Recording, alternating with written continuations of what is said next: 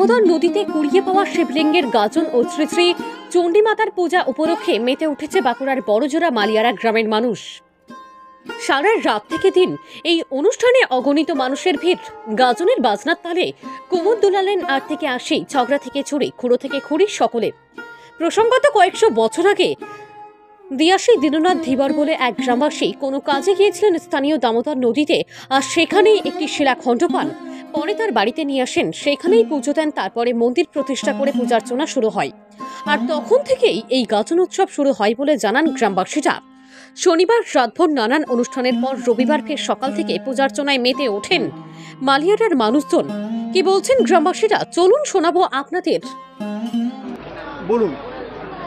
আমাদের এই মা চণ্ডী, আমার পূর্বপুরুষ একদিন নদী হেঁটে আসছিল, সেইখানে মা ওকে দেখা দেওয়ার পরে একটা জিনিস পায়, সে হীরার মতন, সেটি এখনও মন্দিরে আছে ঢাকা দিয়া, এটা খোলা হয় না।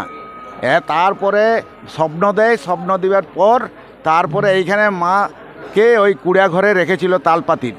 তারপরে আমাদের রাজবাড়ির মানে যারা রাজা ছিলেন তারা দিয়ে স্বপ্ন দেয়, তারা আবার এইখানে এই মন্দির প্রতিষ্ঠান করে।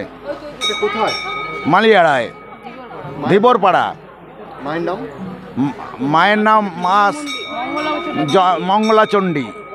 কত বছর হলো? আজ মোটামুটি প্রায় 600 বছর। কি কি অনুষ্ঠান আছে, কর্মসূচি ছিল আজ সারাদিন? সারাদিনে আমাদের কর্মসূচি বলতে